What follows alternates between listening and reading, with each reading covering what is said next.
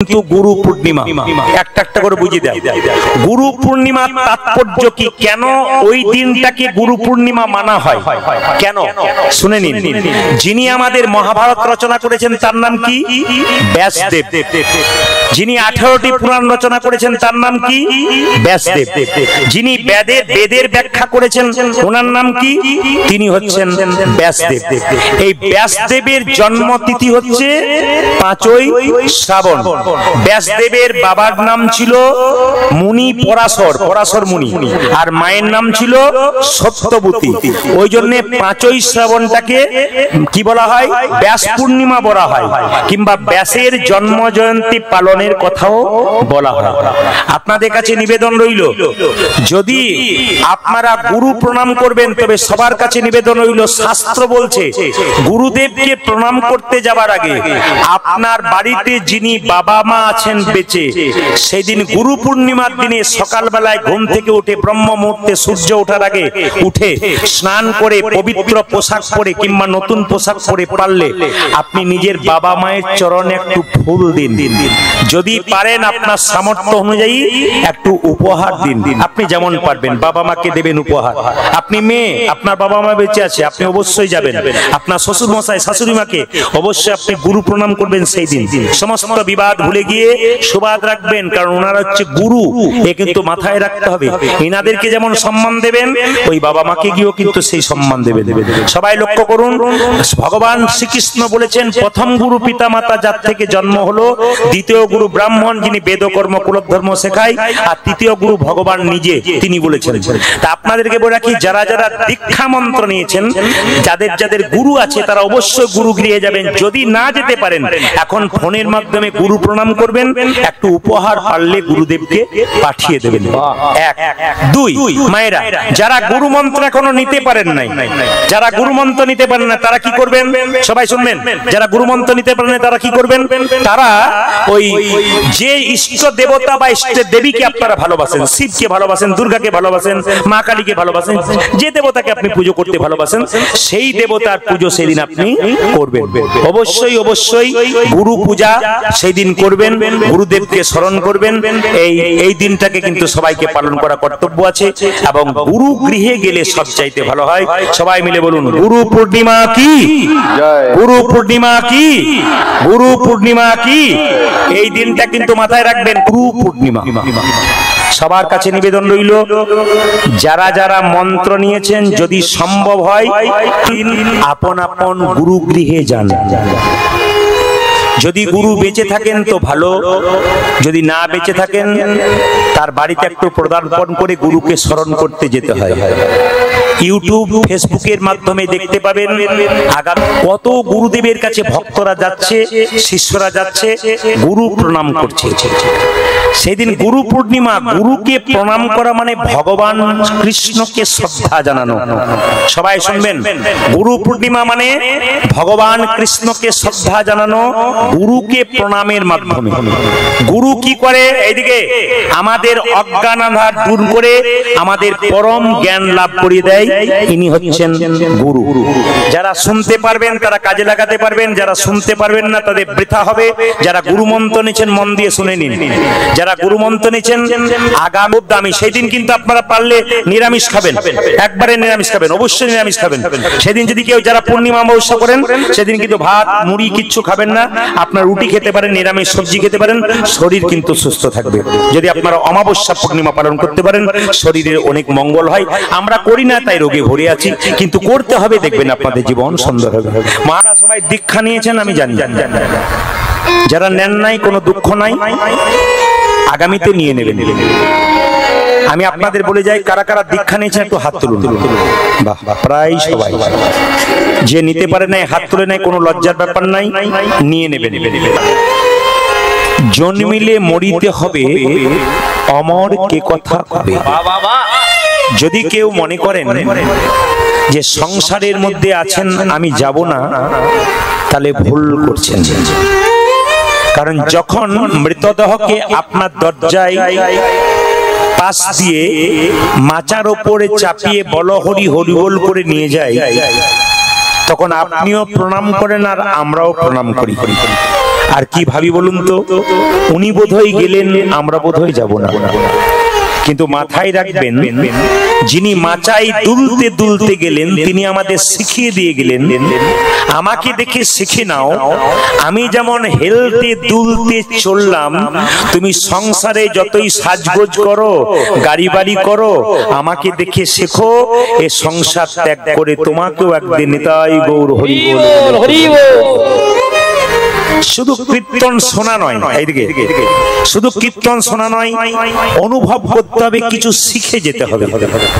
আমি 100টা কথা বলবো, তার মধ্যে যদি আপনি 10টা কথা মনে রেখে নিজের জীবনে কাজে লাগাতে পারেন, তবে আপনার কীর্তন শোনা সার্থক হলো।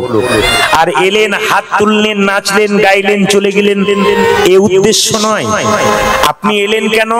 365 দিনের মধ্যে প্রত্যেকটা দিন নিজের জন্য দিচ্ছেন, ভগবানের জন্য কদিন দিচ্ছেন? আজকে সেই সুযোগটা মিলেছে যে ভগবানের কাছে আপনি আসতে পেরেছেন। যারা আজকে হরিবাসরে আসতে পেরেছেন তিনি ভাগ্যবান এবং ভাগ্যবতী। যারা হরিবাসর হচ্ছে অথচ সামনে শুয়ে আছে, টেলিভিশন দেখছে, তার মতো দুর্ভাগ্য আর কজনের আছে? অনেক দূর দূরান্ত থেকে ভক্ত এসেছেন কীর্তন রস আস্বাদন করার জন্য। আবার এমনও বাড়ি দেখবেন টিভি সিরিয়াল দেখছে, দরজা জানলা বন্ধ করে, এসি চালিয়ে, যেন হরিনাম তার কানে না ঢোকে। ভগবান সবাইকে সুযোগ দেয় না, আপনাদেরকে সুযোগ দিয়েছে, সেই সুযোগের সৎ ব্যবহার করুন। মহাপ্রভু নিমাই 24 বছর বয়সে সন্ন্যাস নিয়ে চলে গেছেন। মায়েরা, মহাপ্রভুর কথা বলবো, তার আগে বলি, মহাপ্রভু চলে গেছেন বলে ভক্তগণ একে অপরকে জড়ি ধরে কাঁদছেন। আর এখনই পেয়ে যাবেন তা বললে হবে না। ব্যাংকে টাকা জমা দেবেন, 10 বছর পর ডবল হয়। আপনি আজকে হরিনামের ব্যাংকে নিজের দেহটাকে জমা দিলেন, একদিন এমন বিপদে পড়বেন, ভগবানকে ডাকবেন, ডাকার দরকার হবে না, তিনি আসবেন। কেন? আজকে আপনি তার কাছে বসেছেন বলে। এই জন্য বারবার নিবেদন রইল, হরিনাম শুনতে গিয়ে কেউ যদি পাশে গল্প করে, তাহলে বুঝে নেবেন যে আপনার হরির মনটাকে কিন্তু সরিয়ে দিচ্ছে। ওর দিকে তাকাবেন না, আপনার সব চলে যাবে। তাই সবাই লক্ষ্য করুন, যে যেখানে বসে আছেন, আমি কতগুলো দামি কথা বলবো, একটু মন দিয়ে শুনবেন। মহাপ্রভু জন্ম নিয়েছিলেন 1407 শতাব্দে ফাল্গুন মাসের পূর্ণিমা তিথিতে, দোল পূর্ণিমার দিনে। এইদিকে যেদিন আপনারা হোলি খেলায় ব্যস্ত থাকেন, আবির খেলায় ব্যস্ত থাকেন, সেদিন ভগবান মহাপ্রভু সচিমাতার কোল আলো করে আমাদের মতো অধম জীবকে উদ্ধার করবেন বলে এলেন। কার ডাকে? অদ্বৈত প্রভুর ডাকে। গঙ্গা জলে তুলসী পত্র দিয়ে মহাপ্রভু ভগবানকে ডাকলেন। মায়েরা, মহাপ্রভু এলেন, সবচাইতে আশ্চর্যের ব্যাপার, তিনি যখন জন্ম নিলেন, তাকাবেন, তখন কিন্তু মনে হচ্ছে ছেলেটা মরে গেছে আর বেঁচে নাই। মায়েরা, আপনাদের বাড়িতে কোনো বাচ্চা যদি জন্ম নেয়, মনে হয় যে একবারে কোন নিস্তেজ হয়ে আছে, কান্নাকাটি করে না। ডাক্তার বাবু দেখবেন কোনো বাচ্চা জন্ম নেবার পর কান্নাকাটি না করলে থাপ্পড় মেরে মেরে কান্না করায়। তো তখনকার দিনে তো আর ডাক্তার ছিল না, কবিরাজ ছিল। যিনি কবিরাজ ছিলেন, যারা অমিয় নিমাই চরিত, চৈতন্য চরিতামৃত পড়বেন, দেখবেন মহাপ্রভুর যখন জন্ম হয়, একজন কবিরাজ সেই পাড়ায় বাস করতেন, তার নাম হচ্ছে মুরারি গুপ্ত। তখন মুরারি গুপ্তের বয়স মাত্র 15 বছর। এই মুরারি গুপ্ত কিন্তু মহাপ্রভুর বাল্যলীলা সম্পর্কে একটা শাস্ত্র লিখেছিলেন, ওটার নাম হচ্ছে মুরারি গুপ্তের কর্চা। যারা কীর্তন শোনেন তারা বুঝবেন, মুরারি গুপ্তের কর্চা বলে একটা আছে, দেখবেন ওর মধ্যে মহাপ্রভুর বাল্যলীলাটা গোটাটাই পরিষ্কার করে বর্ণনা করা আছে। এই জন্য আপনাদের কাছে নিবেদন রইল, মায়েরা, আসলে ছেলেটা যখন নিস্তেজ, হাত পা নাড়ে না, মরার মতো শুয়ে থাকে, তখন নিম গাছের নিচে আতুর ঘরটা করলো কে? সচিমাতা। কেন? নিম তেতো, যদি তেতো দেখে জম না আসে তার ছেলেকে নিতে, ওই জন্য নিম গাছের নিচে আতুর ঘর করেছিল। সচিমাতা আদর করে নাম রাখলেন নিমাই। মায়েরা, জগন্নাথ মিশ্র বাবা নাম রাখলেন কি? বিশ্বম্ভর। আবার দেখবেন ওই ছেলেটার যখন উপবিত মানে পইতে হলো, তখন ওর নাম কি হলো? গৌর হরি। আবার ওনার নাম কি হলো জানেন? হ্যাঁ, ওনার নাম হলো গৌরাঙ্গ। কেন না? কাঁচা সোনার মতো গায়ের রংটা, ওই জন্য ভক্তগণ নাম রাখলেন গৌরাঙ্গ। তিনি যখন কেশব ভারতীর কাছে সন্ন্যাস মন্ত্র নিলেন, তখন নাম হলো শ্রীকৃষ্ণ চৈতন্য প্রভু। এই জন্য লক্ষ্য করবেন মায়েরা, তাকান, সচিমাতার 8টা মেয়ে, এই যে সচিমাতার 8টা মেয়ে মরে গিয়েছিল। তারপর একটা ছেলে জন্ম নিয়েছিল, তার নাম হলো বিশ্বরূপ। ওই ছেলেটা অনেকে বলে 12 বছর বয়সে সন্ন্যাস নিয়েছে, না, শাস্ত্র বলছে 16 বছর বয়সে সন্ন্যাস নিয়েছে। মায়েরা সবাই লক্ষ্য করুন, শুধুমাত্র বিশ্বরূপ একা নিয়েছে তা নয়, জগন্নাথ মিশ্রের বাড়িতে আর একটা ছেলে বিশ্বরূপের সঙ্গে শুয়ে থাকতো, তার নাম হচ্ছে কি জানেন, লোকনাথ। সে বিশ্বরূপের চাইতে কিছু কম বয়স বটে। এখন লক্ষ্য করুন, দুজনে শুয়ে থাকতো, দুজনে একই রাত্রিতে ও মাঘ মাসে সন্ন্যাস নিয়ে চলে গিয়েছিল। কি হাতে নিয়ে গিয়েছিল? যখন বিশ্বরূপ সন্ন্যাস নিয়েছিল নিমাইয়ের আগে, তার দাদা হাতে একটা গ্রন্থ নিয়ে গঙ্গা পার হয়েছিল। এক হাতে গ্রন্থ আর এক হাতে সাঁতার কেটে গঙ্গা পার হয়েছিল। ওর সঙ্গে যে ছেলেটা গিয়েছিল, কি নাম বললাম মায়েরা? লোকনাথ। সবাই লক্ষ্য করুন, পুরী সম্প্রদায়ের সন্ন্যাসের কাছ থেকে মন্ত্র নিলেন, নাম হলো শঙ্করারণ্য পুরী। মায়েরা, এই মহাপ্রভু যখন ছোট ছিল, কিছু মনে করবেন না, আপনাদের বাচ্চা যখন ছোট থাকে তখন বাড়ি থেকে বাইরে বেরিয়ে যায় খেলতে খেলতে, আপনারা যখন খুঁজে না পান তখন কি বলেন? এই দেখ দেখ দেখ, জলে পড়ে গেল নাকি, নাকি কেউ নিয়ে চলে গেল, কারো বাড়িতে ঢুকলো। এই নিমাই ছোটবেলায় এত সুন্দর দেখতে, ঘর থেকে বেরিয়ে পড়েছে একদিন। আর একদিন মেষমালি বলে একজন চোর, ও এখন মনে মনে ভাবছে নিমাইয়ের গলায় সোনার মালা, হাতে বালা, একে চুরি করে নিয়ে চলে যাবো, নি মেরে এক পাশে ফেলে দিয়ে এ সোনা গয়না সব আমি নিয়ে নেব। এখন লক্ষ্য করুন, মহাপ্রভুকে নিমাইকে কোলে করে নিয়ে চলে যাচ্ছে। যখনই নিয়ে যাচ্ছে, নিমাইকে কোলে করে নিয়ে কাঁধে চাপিয়েছে মেষমালি, যে চোরটা, ও চমকে গেছে, আমি যাকে চুরি করে নিয়ে যাচ্ছি সে কে গো? আমি কাঁধে নেওয়ার সঙ্গে সঙ্গে আমার মধ্যে প্রেম জেগে গেল, ভগবত প্রেম। কেন মনে হচ্ছে আমি আর চুরি করবো না? একে স্পর্শ করার সঙ্গে সঙ্গে আমার মধ্যে একটা প্রেমের উদয় হলো, ভক্তির উদয় হলো, আর আমার চুরির মনোভাব নেই কেন? নিমাইয়ের মা পাড়া সবাই খোঁজাখুঁজি করছে, নিমাই কই, নিমাই কই। কিন্তু হঠাৎ মেষমালিটা নিজেই আড়ালে কি করেছে, নিমাইকে কোলে করে নিয়ে বাড়ির দরজায় নামিয়ে দিয়ে পালিয়ে দিয়েছে। নিমাইয়ের বাবা জগন্নাথ জিজ্ঞেস করছে, মিশ্র জিজ্ঞেস করছে, জগন্নাথ মিশ্র কোথায় ছিলি? বলছে একজন আমাকে নিয়ে গিয়েছিল, ও আবার কাঁধে করে নিয়ে ফিরিয়ে দিয়ে গেল। এই মেষমালি নাকি পরে একজন সাধু হয়ে গিয়েছিল। কেন? মহাপ্রভুর সংস্পর্শ পেয়ে। এই জন্য আপনাদের কাছে নিবেদন রইল মায়েরা, ভগবানের নাম যত শুনবেন আপনার তত সাধু হয়ে যাবেন। আমি সাধু বলতে এই বলি নাই যে আপনি গেরুয়া বস্ত্র পরবেন, তিলক মালা নিয়ে ঘর থেকে বেরিয়ে যাবেন। সাধু মানে কি? আপনাদের ভেতরটা সুন্দর হবে। যত ভগবানের নাম আপনি শুনবেন, আপনার বাচ্চাকে শোনাবেন, তত কিন্তু আপনার লাভ আছে। প্রভু কি করেছিলেন? নবদ্বীপের মাটিতে হরিনাম দিয়েছিলেন। তিনি চলে গিয়েছিলেন বলে ভক্তরা কাঁদছেন। কিভাবে হরিনাম দিয়েছিলেন? অধম পতিত জীবের দাঁড়ি দাঁড়ি গিয়া। আপনাদের নারায়ণপুরে কেউ মারা গেলে আপনারা জলে ভাসিয়ে দিন, না আগুনে পোড়ান, না সমাধি দেন? জোরে বলুন, কোনটা করে? কোনটা করেন? জলে ভাসিয়ে দিন। আচ্ছা, আপনাদেরকে বলে যেটা জানবেন আজকে জেনে নিন। মৃতদেহ সৎকার করবার 3টে নিয়ম আছে। দামি কথাগুলো শুনে নিন যে যেখানে বসে আছেন। কেউ যদি মারা যায় তার সৎকার 3 ভাবে হয়। একটা হচ্ছে অগ্নি সৎকার, একটা হচ্ছে মৃত সমাধি, আর একটা এদিকে একটা অগ্নি সৎকার, একটা মৃত সমাধি, একটা সলিল সমাধি। এই জলে ভাসিয়ে দেওয়ার রীতিও আছে, কিন্তু এটা আমাদের ভারতবর্ষের এইদিকে নেই, উত্তর দিকে আছে। জলে ভাসিয়ে দেওয়ার রীতি আছে, শুনবেন। আপনারা যারা মরা পোড়াতে যান, সব শ্মশান ঘাটে যান। শ্মশান মানে কি কেউ বলতে পারবেন? শ্মশানে তো সবাই যাচ্ছেন। শ্মশান মানে কি? কতগুলো ভুল আমরা করি, ভুলটা ধরি দিই। শ্মশান মানে কি? শ্মশান মানে সব শয়ন স্থান। দন্তসব সব নয়, তালবসব সব। এই সব মানে হচ্ছে মৃতদেহ। মৃতদেহকে যেখানে শয়ন করানো হয় সব শয়ন স্থান। মায়ের আপনারা বলেন না, হ্যাঁ গো লোকটা মরে গেল, মুখাগ্নি হয়েছে নাকি? এই কথাটা 100% ভুল। যারা বলেন যে মুখাগ্নি, এ কথা বলবেন না, 100% ভুল, সম্পূর্ণ ভুল কথা, একবার ভুল ধারণা। মুখাগ্নি নয়, অগ্নির মুখে অর্পণ করা। খুব দামি কথা শুনে নিন। আগামীতে প্রত্যেকের পরিবারে কেউ না কেউ মারা যাবে। আপনারা যারা ছেলে আছেন, মেয়ে আছেন, তারা বাবার মৃতদেহ নিয়ে যাবেন, মায়ের মৃতদেহ নিয়ে যাবেন, শ্মশান ঘাটে সৎকার করতে যাবেন, অগ্নি সৎকার। সেই সময় কিভাবে করা উচিত, শাস্ত্র কি বললো জেনে নিন, যে যেখানে বসে আছেন। আচ্ছা, দেখবেন শ্মশানে মৃতদেহ নিয়ে যাবার পর কাঠের একটা শ সাজানো হয়, না কি বলছেন? আমরা শ বলি, চিতা বলা হয়। চিতা সাজানো হয়। চিতার ওপর দেখবেন উপর করে শোয়ানো হয় না, চিত হয়ে শোয়ানো হয়। জোরে বলুন, জোরে বলুন। আপনার কেউ জান নাই বোধহয়, ওই জন্য কেউ বলছে উপুর করে, কেউ বলছে চিত হয়ে। মানে সেই ভোটের সময় হয় না, ভোটের সময় এমন কিছু মানুষ আছে ভোট কাকে দেয় ধরা পড়ে না, দুপক্ষেই মুড়ি খায়। কাকে যে ভোট দেয় অন্তর্যামী ভগবান ছাড়া, এদিকেও মুড়ি খাচ্ছে ওইদিকেও মুড়ি খাচ্ছে, কাকে যে দিচ্ছে ভগবান ছাড়া কেউ। এইদিকে যারা জানবেন না বলবেন, চেষ্টা করবেন, কিন্তু মন দিয়ে শুনবেন। এখন দেখুন, যখন চিতাতে শুয়ে দিলেন তখন কিন্তু উপুর হয়ে শুয়ে দেওয়া হয়, এবং দেখবেন যাকে উপুর করে শোয়ানো হয় তার মাথাটা কিন্তু উত্তর দিকে রাখা হয়। এই জন্য বাড়িতে শাস্ত্র বলছে, বাড়িতে যখন আপনারা শোবেন, বিছানা করবেন, মাথায় রাখবেন উত্তর দিকে মাথা করে শোয়া নিষেধ।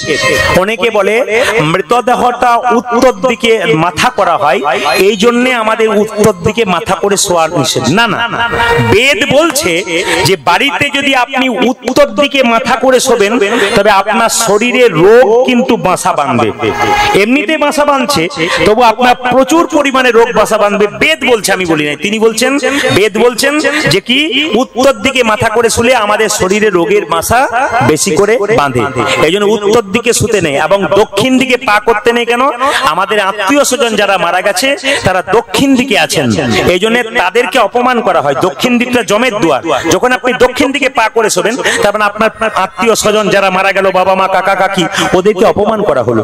ওই জন্য মাথায় রাখবেন সব সময় পশ্চিম দিকে মাথা করে শোবেন, অথবা আপনি দক্ষিণ দিকে। সবচাইতে বেস্ট হচ্ছে দক্ষিণ দিকে, যদি না পারেন তাহলে আপনি পশ্চিম, পূর্ব দিকে মাথা করে শোবেন।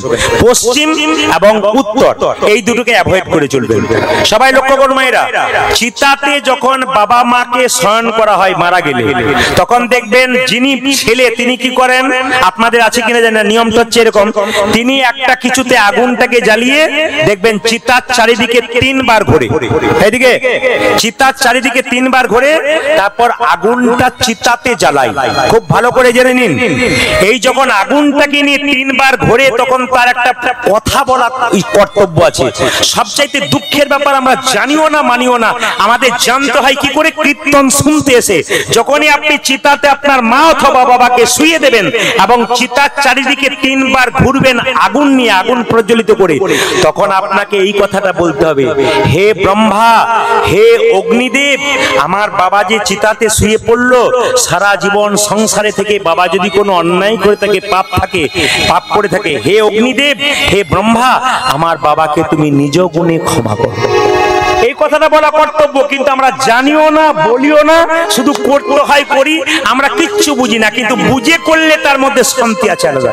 শুধু তাই নয়, এরপর একটা কথা বলতে হবে, কি যখনই বলবেন হে ব্রহ্মা, হে অগ্নি, আমি আমার বাবার চিতাতে আগুন দেব, তুমি যেন আমার বাবার সমস্ত পাপগুলোকে হরণ করে নিও। আমাকেও আগামীতে এখানে আসতে হবে, আমারও সংসারে যদি কোনো ভুল থাকে তুমি আমারও সমস্ত পাপ খণ্ডন করো। তার মানে শিক্ষা হয়ে গেল যে আমি শুধু বাবা মাকে পুড়িয়ে গেলাম তা নয়, আগামীতে আমাকেও আসতে হবে, এই চৈতন্য ভেতরে ঢুকে গেল। কত সুন্দর সনাতন ধর্মের শিক্ষা আছে, কিন্তু আমরা কেউ করিও না, আমরা কেউ জানি না বলে করি না। এটা হচ্ছে অগ্নি সৎকার। আর দেখবেন যারা বৈষ্ণব মানুষ মালা জপ করে, সব সময় নাম কীর্তন নিয়ে ব্যস্ত থাকে, এদেরকে পুরানো হয় না। কেন পুরানো হয় মা? মৃত সমাধি। মৃত মানে কি? মাটি। মাটির গর্ত খনন করে যেমন ভাবে বাড়িতে বসে নাম জপ করছিল সেইভাবে তাকে মাটির নিচে বসিয়ে দেওয়া হয়, এবং দেখবেন কিছু লবণ দিয়ে দেওয়া হয়। প্রশ্ন হচ্ছে, মরে গেল, মাটিতে বসিয়ে দিল, লবণ দিল কেন? না, শরীরের মধ্যে একটা রক্ত রস বেরোয়, তার থেকে একটা পোকা তৈরি হয়। এই পোকাতে দেহটা তাড়াতাড়ি যাতে নষ্ট না হয় তার জন্য ওটাকে লবণ দিয়ে দেওয়া হয় সারা শরীরে। মাটিতে লবণ দেওয়া হয় কেন? যাতে পোকা না হয়। ইংরেজিতে এটাকে বলে ডিকম্পোজ। এটা কিন্তু করা হয়, এটাকে বলে মৃত সমাধি। যেমন তিলকমালা নিয়ে বসে থাকতো, সেরকম সাজে তিলকমালা নিয়ে ওই সমাধি করা হয়। তৃতীয়, উত্তর ভারতে আছে কিন্তু কি নিয়ম? এইদিকে দেখেন, যে মরে যায় তাকে বাক্সের ভেতরে ঢুকিয়ে দেয়। একটা বাক্সের ভেতরে ঢুকিয়ে গিয়ে ওই গঙ্গা, সরস্বতী কিংবা যমুনা নদীতে নিয়ে গিয়ে তাকে কি করে, দুটো নৌকা, পাশাপাশি দুটো নৌকা, মাঝখানে বাক্সটা দিয়ে দেয়। একবারে নৌকা দুটো জুড়ে আছে, বাক্সটা মাঝখানে দিল, মাঝ নদীতে নৌকাটা যেতে যেতে দুটো নৌকা ফাঁক হয়ে গেল আর বাক্সটা জলের মধ্যে পড়ে গেল। এর নাম হলো সলিল সমাধি। এই 3টে নিয়মে ভারতবর্ষে সৎকার করা হয়। এই যে আপনারা বসেছেন হরিনাম শুনতে, এরা সব মহাপ্রভুর কৃপা। কেন বলুন তো? একমাত্র মহাপ্রভুই করেছিল কি, জাতির কোনো বিচার নাই, এই জন্য আপনারা হরিনাম শুনছেন। মানে ও কি গ্যারান্টি দিতে পারবে? না না, এইটা তো হিন্দু ধর্মে অধঃপতন। হিন্দু ধর্মের সবচাইতে লজ্জার ব্যাপার কি বলুন তো, আপনি হরিনাম করবেন না, কেউ যদি করে তাকে বাধা দেবার জন্য তৈরি থাকবেন, এটাই লজ্জা। অন্য ধর্মের মানুষ যদি ধর্ম করে, কেউ যদি করতে না পারে পেছনে বলে করে যা, আমরা তোর পেছনে আছি। আর আমাদের দিকে হরিনাম করে তার পেছনে কেউ যদি তিলক টিলক নিয়ে যায় না, বাবারে হারাধনের বইয়ের কি ঢঙ্গ, তিলক মালা করেছে, ভগবান পেয়ে যাবে। না না, এইটাই তো আমাদের লজ্জার বিষয়। এই লজ্জাগুলোকে ঠিক করতে হবে। তাই সবাই মিলে হাত তুলে, মায়েরা আপনি হাত তুলবেন তো আপনার বাচ্চাও তুলবে। যিনি হাত তুলবেন পরের জন্মে হাত পাবেন, পা পাবেন। আর যিনি তুলবেন না তিনি হাত পাবেন না, দুটো পা আছে, আর দুটো পা যোগ হবে। চারটে পা হলে যা হয় আর বলার দরকার নাই। হাত তুলুন দেখি কে কে দুটো হাত। বাবা রে, দেখুন কিরকম লোক, দেখুন। বাবারে, সবাই তুলছে এখন। দু একজন তুলে নেয়, যখন দেখলো পা পাবো চারটা, তখন বলছে চল যা হয় হবে, একবার তুলে দেখি। সবাই মিলে ভজ গৌরাঙ্গ লহ গৌরাঙ্গ জপ গৌরাঙ্গীর নাম রে হরিব। ভজ গৌরাঙ্গ জপ গৌরাঙ্গ লহ গৌরাঙ্গীর নাম রে।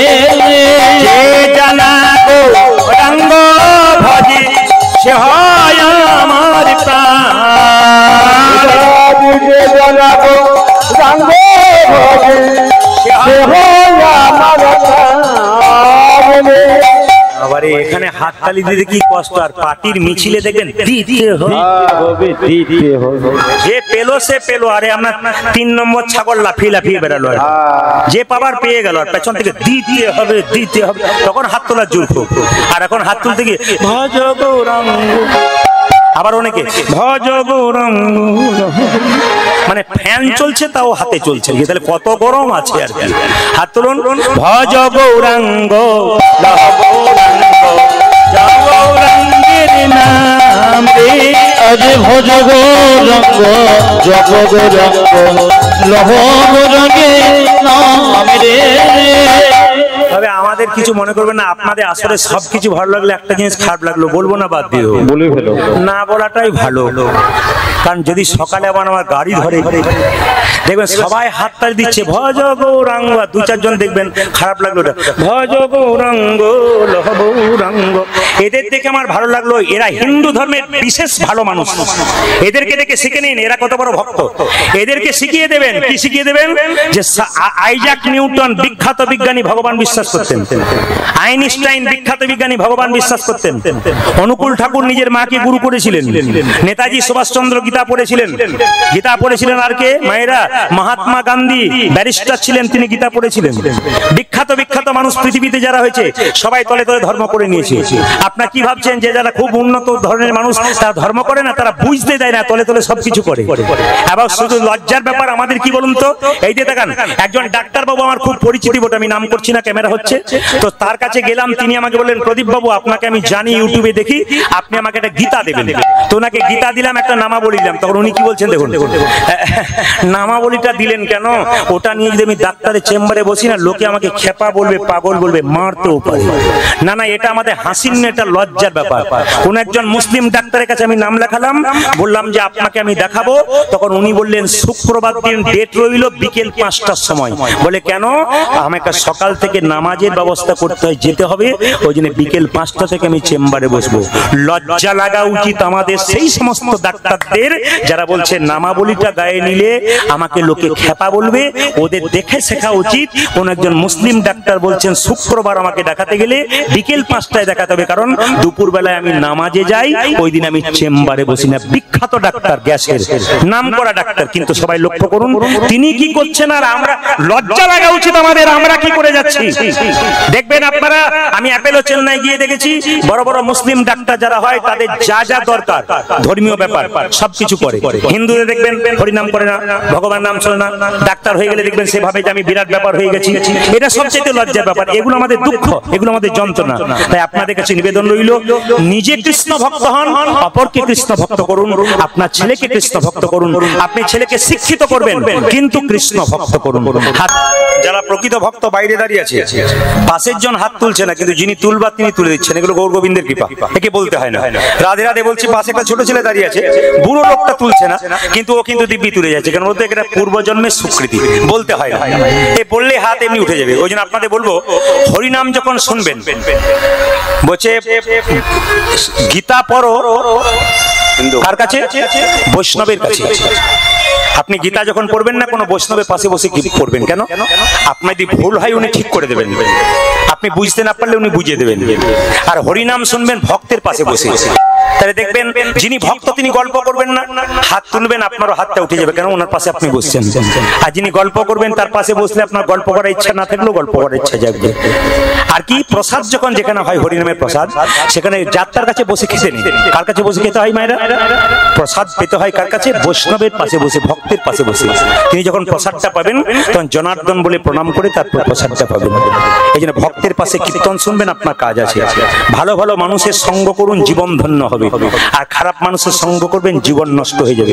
এই জন্য যারা দাঁড়িয়ে আছেন, যারা বসে আছেন, আপনাদের কাছে নিবেদন রইল, আপনারা অনেকে জায়গা পান নাই বলে বসে আছেন, কিন্তু আপনাদের কাছে নিবেদন রইল, মনোনিবেশ করে কীর্তন শুনবেন। দাঁড়িয়ে থাকুন আর বসে থাকুন, আপনাদের একই হবে যদি মনটাকে ঠিক রাখেন। ভগবান বললেন, কটা আপেল কটা লেবু মন্দিরে দিলে ওটা দেখি না, মন মানা ভবা, তোমার মনটা তুমি আমাকে দিলে কিনা। এই মন যদি সংসারে অন্য কাউকে দেন, আপনার সঙ্গে বেইমানি করতে পারে, কিন্তু এই মন যদি ভগবানকে দেন, ও ঋণী থেকে যায়। কেন? আপনার ঋণ শোধ করে দেয়। ভগবানকে মনটা দিন, দেখবেন জীবন আপনার সুন্দর হয়ে যাবে। আজকে যে লীলাটি গাইবো মায়েরা, গত বছর আমি গিয়েছিলাম ভগবান শ্রীকৃষ্ণের মথুরা গমন, মাথুর লীলা। এবছর কিন্তু আপনাদের সামনে আমি গাইবো আজকে গৌরাঙ্গ লীলা, মানে মহাপ্রভুর বিদায়, সন্ন্যাস তিনি নিয়েছিলেন। কিন্তু আপনাদের আসল তত্ত্বটা হচ্ছে যে নিমাই সন্ন্যাস নিয়ে চলে গেল, তার দুটো স্ত্রী, একটা হচ্ছে লক্ষ্মীপ্রিয়া, একটা হচ্ছে বিষ্ণুপ্রিয়া। মায়েরা, লক্ষ্মীপ্রিয়া মারা গিয়েছিল সাপে কেটে, কিন্তু সেই সাপ নয়, বিরহরূপী সর্পে তিনি দংশনে মারা গিয়েছিলেন। অনেকে ভাবেন এই সাপটা নয়, বিরহরূপী দংশনে তিনি মারা গিয়েছিলেন। আপনাদের কাছে নিবেদন রইল, দ্বিতীয় বিবাহ বিষ্ণুপ্রিয়া, শেষে বিষ্ণুপ্রিয়া কোথায় গেল এটা আপনাদের জানতে হবে। আজকে আপনাদের জানিয়ে দেবো, একটা 14 বছরের মেয়ে বিষ্ণুপ্রিয়া স্বামী ভক্তি কেমন, যেটা আপনারা পারলেন না। বিষ্ণুপ্রিয়া জগতের প্রত্যেকটা মেয়েকে দেখিয়ে দিলে, আঙ্গুল তুলে আমাকে থেকে শেখো, আমার 14 বছর বয়স হতে পারে, আমি শিখিয়ে দিচ্ছি স্বামী ভক্তি কাকে বলে। মায়েরা, নিমাই সন্ন্যাস নিলেন কত বছর বয়সে? একটু আগে বললাম, জোরে বলুন। 24 বছর বয়স। তখন বিষ্ণুপ্রিয়ার বয়স কত? 14 বছর। মায়েরা, এই দিয়ে দেখান, আমাদের সংসারে সবচাইতে বড় মিথ্যা কি বলুন তো? বিষ্ণুপ্রিয়ার সঙ্গে নিমাইয়ের বিয়ে হয়েছিল। আস্তে আস্তে, বিষ্ণুপ্রিয়ার সঙ্গে নিমাইয়ের বিয়ে হয়েছিল। বিষ্ণুপ্রিয়া তার মাকে বলেছিল, নিমাই তার সচিমাতাকে বলেছিল, মা এনে দিলাম তোমার দাসী, এবার আমি আসি। কোথায়? জগৎ জীবকে হরিনাম দেবো বলে আমায় চলে যেতে হবে। কিন্তু আমাদের সমাজে দেখবেন, কোন মেয়ে যখন বিয়ে হবার জন্য ঠিক হয়ে যায়, তখন পাত্রপক্ষরা সবচাইতে বড় মিথ্যা কথাটা কোথায় বলে বলুন তো? আপনাদের মেয়ে আমাদের ঘরের বউ হয়ে যাচ্ছে না, ও মেয়ে হয়ে যাচ্ছে। ইন্টারন্যাশনাল মিথ্যা কথা, একবারে 1 নম্বরে মিথ্যা কথা, একবারে 100% মিথ্যা কথা। কি বলছে? আপনার মেয়ে আমার ঘরে বউ হয়ে যাচ্ছে না, মেয়ে হয়ে যাচ্ছে, একবারে মিথ্যে কথা বলছে। আবার দেখবেন, কিছু মনে করবেন না, যে যেখানে বসে আছেন, বাসের মধ্যে দেখবেন প্রচন্ড ভিড়, একবারে ভেতরে চাপাচাপি, বাম্পারে লোক ঝুলছে, ভেতর থেকে কন্ট্রাক্টর বলছে ভেতরে আসুন, ভেতরটা ফাঁকা। ওর মতো মিথ্যাবাদী আর নেই। ভেতরে ঢুকলে দম বন্ধ হয়ে যাবে, কিন্তু ও কি বলছে বলুন তো? ভেতরে আসুন, ভেতর ফাঁকা, মানে ঢোকাতে পারলেই মাল হবে, যদি নেমে যায় মাঝখানটা তাহলে পেয়ে যাবেন, কি অসুবিধা আছে? এই জন্য মিথ্যা কথা আর কি। যে যেখানে বসে আছেন মায়েরা, কতগুলো জিনিস আমি, রাধারানীর ভাগ্যে কিন্তু শাশুড়ি ভাগ্য ভালো ছিল না। সবার কপালে শাশুড়ি শ্বশুরের ভাগ্য ভালো হয় না, আবার অনেকের কপালে শ্বশুর শাশুড়ি ভাগ্য ভালো হয়। একটু লক্ষ্য করুন, বিষ্ণুপ্রিয়ার শাশুড়ি ভাগ্য ভালো ছিল। সচিমাতা যখন তাকে কাছে টেনে নিয়েছিল, সচিমাতাকে বলেছিল, মা তুই আমার নিমাইকে পারবি ভজন সাধনের পথটা সঠিক করতে, তুই যে সহধর্মী নিবি। বাবা এইদিকে তাকাবেন, যে যেখানে বসে আছেন, কোন শাশুড়ি মা রাস্তা রাস্তায় বলে বেড়াচ্ছে আমার ছেলে না বউকে নিজের কবজায় রেখেছে, কার ছেলে দেখতে হবে না, আমার ছেলে। আর যখন বউ ছেলেকে জব্দ করে রেখেছে, আমার বৌমা আমার ছেলেকে জব্দ করে রেখেছে, মানে তাবিজ দিয়ে দিয়েছে, বুঝতে পারছো, তাবিজ দিয়ে দিয়েছে। মানে আমরা কত দুষ্ট দেখুন, কত অন্যায়কারী, মানে আমরা এইভাবে আমাদের সমাজটাকে নষ্ট করছি, মনটাকে নষ্ট করছি। আপনাদের কাছে নিবেদন রইল, এগুলো আমি বিষ্ণুপ্রিয়ার কথা বলতে গিয়ে বললাম। মায়েরা, বিষ্ণুপ্রিয়া যেদিন ফুলসজ্জা, খুব দামি কথা শুনবেন, নিমাই বলল প্রিয়া আজকে ফুলসজ্জা, ফুলের উপর শুতে হবে। বিছানায় যখন ফুল দেওয়া হয়, তার উপর শোয়া হয় বা ঘুমানো হয়, ওটার নাম ফুলসজ্জা। আর কেউ যদি শুয়ে থাকে, তার উপরে যদি ফুল ঘুমায়, ওটার নাম অন্তিম সজ্জা। খুব ভালো করে জেনে নিন, বিছানাতে ফুল পেতে তার উপরে শুয়ে কেউ যদি ঘুমায়, ওটার নাম ফুলসজ্জা। কিন্তু যদি কেউ শুয়ে থাকে আর তার শরীরে সবাই ফুল ছড়ায়, ফুলটা ঘুমায়, জানবেন ওটা হচ্ছে অন্তিম সজ্জা। বিষ্ণুপ্রিয়াকে নিমাই বলল তুমি কোনটা চাও? বিষ্ণুপ্রিয়া কত বুদ্ধিমতী দেখুন, আমি ফুলসজ্জাও চাই না, আমি অন্তিম সজ্জাও চাই না। যে ফুলগুলো বিছানাতে পড়ে আছে, ওই ফুল মালা দিয়ে মালা তৈরি করে তোমার গলায় পরাবো, তাতে আমারও জীবন সার্থক হবে, আর ওই ফুলগুলোর জীবন সার্থক হবে।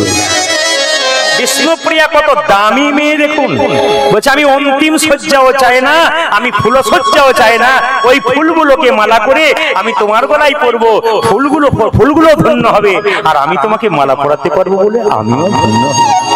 কি দামি কথা দেখুন, আশ্চর্য ব্যাপার। মায়েরা, নিমাই সন্ন্যাস নেবে, বিষ্ণুপ্রিয়াকে বলল প্রিয়া তুমি বাপের বাড়ি চলে যাও। বিষ্ণুপ্রিয়া বলল স্বামী এটা কি বাপের বাড়ি নয়? বলে হ্যাঁ এটা বাপের বাড়ি নয়, এটা তোমার শ্বশুর বাড়ি। বলছে শোনো তুমি পণ্ডিত হতে পারো, আমার বাবা আমাকে বলেছে এটা আমার বাপের বাড়ি, তুমি আমার বাবা, তুমি আমার ছেলে, তুমি আমার ভাই, তুমি আমার বন্ধু, তুমি আমার ইহকাল, তুমি আমার পরকাল, তুমি আমার ছেলে, তুমি আমার সব। বিষ্ণুপ্রিয়াকে নিমাই বলল এত বড় আমি পণ্ডিত হলাম, লোকে আমাকে বলে পণ্ডিত, নিমাই পণ্ডিত, কিন্তু আমি তো জানতে পারলাম স্বামী কখন বাবা হয়, স্বামী কখন ছেলে হয়। বিষ্ণুপ্রিয়া বলল স্বামী তুমি যেমন পণ্ডিত, আমিও তো পণ্ডিতের মেয়ে, আমার বাবার নাম হলো সনাতন মিশ্র, আমি বাবার কাছ থেকে শিখেছি স্বামী কখন বাবা হয় জানো, স্বামী কখন ছেলে হয় জানো, স্বামী কখন ভাই হয় জানো, অন্নদানে পিতা সম রতিদানে পতি, অন্নদানে পিতা সম রতিদানে পতি, অন্নদানে পিতা সম রতিদানে পতি, অন্নদানে পিতা সম রতিদানে পতি। মেয়েদের যখন বিয়ে হয় না, বাবা অন্ন জোগাড় করে, অন্নদাতা পিতা। যখন আপনি স্বামীর ঘরে চলে গেলেন, আর বাবা অন্ন জোগাড় করে না, স্বামী করে, এই জন্য স্বামী হলো অন্নদাতা পিতা। কি সুন্দর বর্ণনা করলেন, অন্নদানে পিতা সম রতিদানে পতি, অন্নদানে পিতা সম রতিদানে পতি। কি হলো, সাপ বেরিয়ে গেছে? বেশ বেশ বেশ, অনেক দূরে আছে, বসুন, অনেক দূরে আছে, সাপের পাখা নেই, আপনারা বসুন, অনেক দূরে ধরা পড়ে গেছে, ধরা পড়ে গেছে, হ্যাঁ বসুন। এই জল ঢোর সাপ, জল ঢোর সাপ, বসুন, জল ঢোর, জল ধরা সাপ, ধরা সাপ, বসুন বসুন। হ্যাঁ ভগবান পরীক্ষা করে দেখলো, দেখি একবার খুঁচে কি করে এরা, এইদিকে তাকাবেন, বসুন বসুন, ধৈর্য দেখছে আর কি সবাই। হ্যাঁ হাত তোলুন, হাত তোলুন, রাধা রানী কি। হ্যাঁ বসে পড়ুন, বসে পড়ুন, ওই চলে গেছে অনেক দূরে।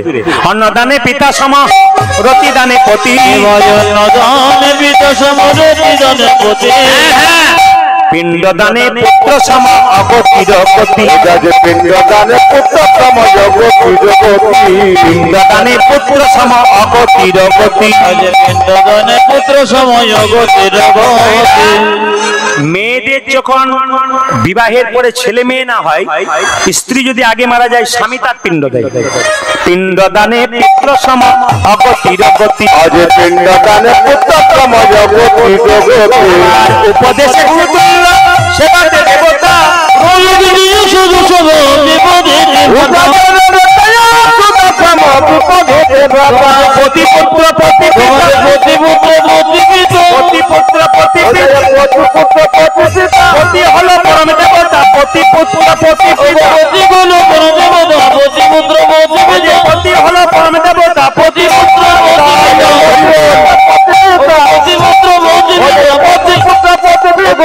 হলো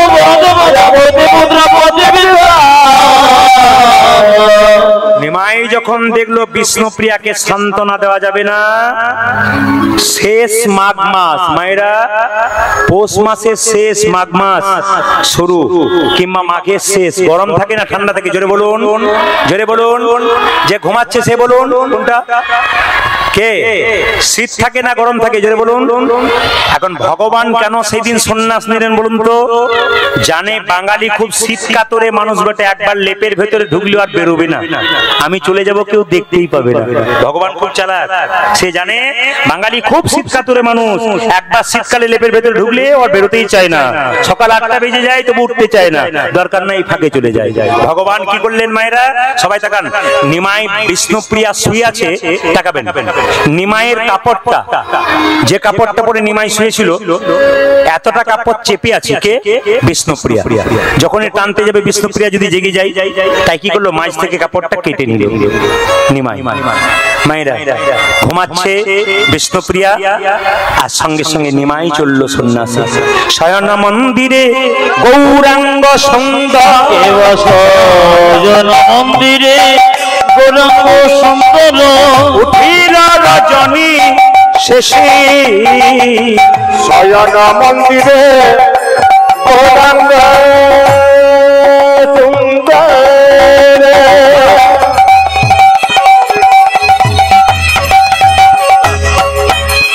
আবার উঠিল রজনীর শেষে, উঠিল রজনী শেষে, উঠিল রজনী শেষে, মনে দীর্ঘয়াস করিব সন্ন্যাস, আমার মনে বৃহৎ করিব সন্ন্যাস, মনে দীর্ঘয়াস করিব সন্ন্যাস, মনে দৃঢ়জাত করিব সন্ন্যাস, যাব এসব দেশ, মনে দৃঢ়জাত করিব সন্ন্যাস, যাব এসব দেশ।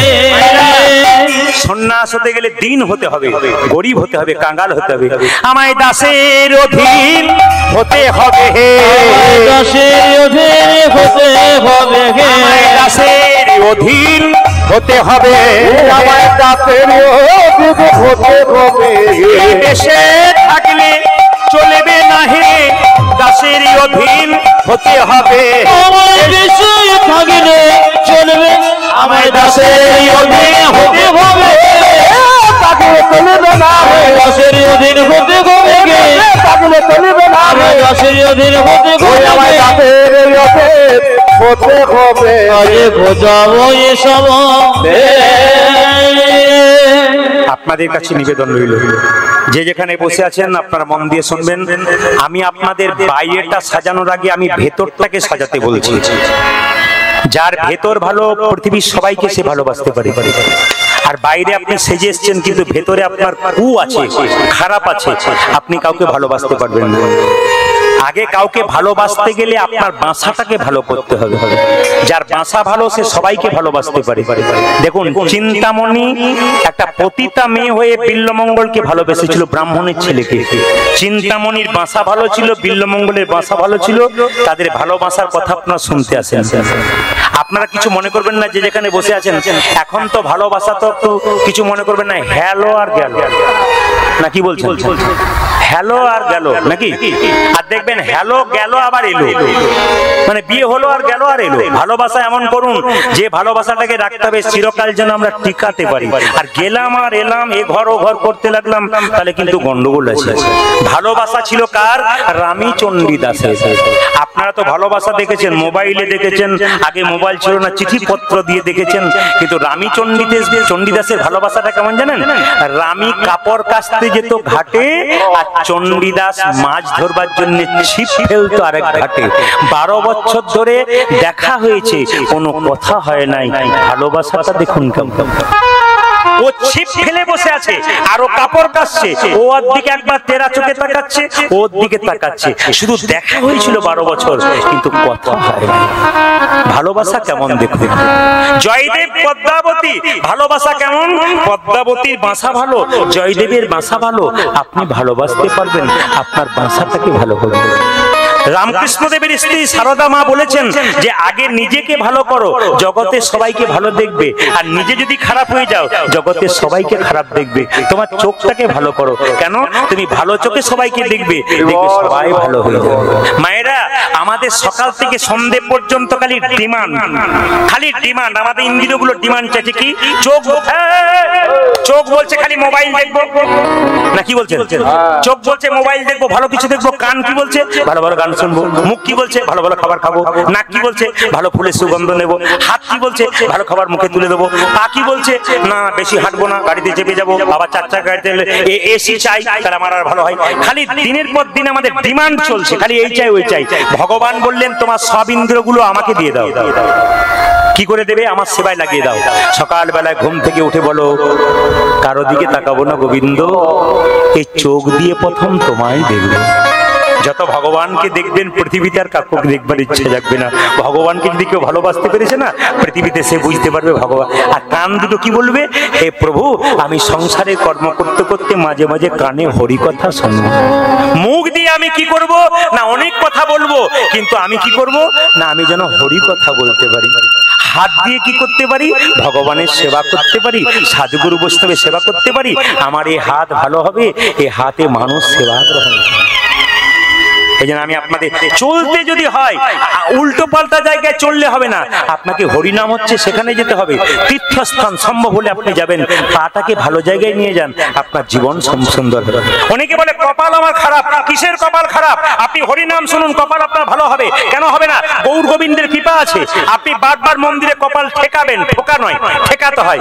যত মন্দিরে কপাল ঠেকাই তার ভাগ্য যদি খারাপ হয়, ভাগ্য সৌভাগ্য হয়। কেন? ভগবানের মন্দিরে যত মাথা নামাবেন ভগবান তত আপনার মাথায় হাতটা আশীর্বাদ দিয়ে দেবে। তাই যে কোনো জায়গায় রাস্তা দিয়ে পেরোলে ভগবানের মন্দিরে সাধুগুরু বৈষ্ণবকে দেখলে একবার মাথাটা নিচু করবেন, আপনার জীবন সুন্দর হয়ে যাবে। মায়েরা, এখন বিষ্ণুপ্রিয়া ঘুমিয়ে আছে। নিমাই নেমে কি করেছে? নিজের পায়ের নুপুরটা খুলেছে, গলার মালাটাকে খুলেছে। এই দেখুন, ওই ছনা ভাবিয়া মন্দির তেজিয়া, ওই ছনা ভাবিয়া মন্দির তেজিয়া। এইদিকে এইদিকে সচী মাতাকে বলেছিল, মা তোমাকে কথা দিলাম আমি যেদিন সন্ন্যাস নেব তোমাকে বলে যাব। এই দিয়ে তাকাবেন মায়েরা। সচী মাতাকে বলেছিল আমি যেদিন সন্ন্যাস নেব তোমাকে বলে যাব। তাই সচী মাতা শুয়ে আছে যে মন্দিরে, যে বাড়িতে, সেই বাড়িটা 3 বার প্রদক্ষিণ করলেন। সচী মাতার কাছে গিয়ে বলছে নিমাই, কোকিল কণ্ঠে নিমাই বলে, মা মা মা। ঘুমের ঘোরে সচী বলে, যা যা যা। কোকিল কণ্ঠে নিমা বলে, মা মা মা। ঘুমের ঘোরে সচী বলে, যা যা যা। আপনার বাচ্চা ছেলেটাকে আপনি বেরোতে দেবেন না দুপুর বেলায়, কিন্তু আপনার খুব ঘুম পেয়ে গেছে, তখন যদি ছেলেটি চালাকি করে বলে, মা একবার আসি, মানে প্রচন্ড ঘুম পেয়েছে, আপ কি বলছে সেটা কথা নেই। সচী মাতা ঘুমাচ্ছে, কিন্তু নিমাই খুব চালাক, কানে কাছে বলছে, কোকিল কণ্ঠে নিমাই বলে, মা মা মা। ঘুমের ঘোরে সচী বলে, যা যা যা। যারে বজের কোকিল বজে যা, যারে ব্রজের কোকিল বজে যারে, বজের কোকিল বজে ভেবেছে যে কোকিল গুলো বোধহয় আমার কানের সামনে মা মা করছে, ওই জন্য কোকিল গুলোকে বলছে, যা আমার নিমাই জেগে যাবে, যা। যারে বজের কোকিল বজে, যারে ব্রজের কোকিল বজে যারে, এমন করে ডাকিস না রে বজের কোকিল বজে যা। এমন করে আমার নিমাই জেগে এমন করে আমার বেমারে জেগে যাবে, এমন করে ডাকি আমার বেমারে জেগে যাবে, ব্রজের কোকিল বজে যারে। ওই ছন ভাবিয়া মন্দির তেজিয়া আইলা সুর ধ্বনি তীরে, ভাবিয়া মন্দির বেজে আইলো সুর ধ্বনি তীরে। হাত তুলে বলতে পারলে খুশি হব। অনেকগুলো নদী আছে, কিন্তু সুরধ্বনি কাকে বলে? কোন নদীকে সুরধ্বনি বলে? জোরে বলুন। যমুনাকে না কাকে? গঙ্গাকে। গঙ্গা নদীর কূলে এলো, কে এলো? মহাপ্রভু ঘর থেকে বিদায় নিয়ে ওই ছন ভাবিয়া মন্দির দেখিয়া আইরা সুরধ্বনি তীরে। কেবল হয়েছে না ভাবিয়া মন্দিরতে যে আইলো সুরধ্বনি তীরে। ওই কর যদি নমস্কার করি, ওই কর যদি নমস্কার করি, ওই কর যদি নমস্কার করি, ওই কর যদি নমস্কার করি, পরশ করিল নীর। আজ ওই কর যদি নমস্কার করি, পরশ কোন কাজ করতে গেলে নদীর আশীর্বাদ নিতে হয়, বড় বড় বৃক্ষের আশীর্বাদ নিতে হয়, সাধুগুরুর আশীর্বাদ নিতে হয়। এটা মহাপ্রভু শেখালেন। তিনি সন্ন্যাস নেবার সময় ঘর থেকে বেরিয়ে মা গঙ্গার কাছে গিয়ে মা গঙ্গার জল মাথায় নিয়ে বলল, মা আমাকে আশীর্বাদ করো, আমি যে ভাবনা নিয়ে জগৎজীবকে উদ্ধার করবো বলে যাচ্ছি, আমার আশা তুমি পূর্ণ করো। মায়েরা কি করলো? সব চাইতে গঙ্গা নদীকে প্রণাম করে তিনি কি করলেন? কাঞ্চননগরের পথ দিয়ে চলে যাচ্ছেন। মায়েরা সবাই তাকাবেন, মহাপ্রভু তো সন্ন্যাস নিয়ে চলে গেল। যে যেখানে বসে আছেন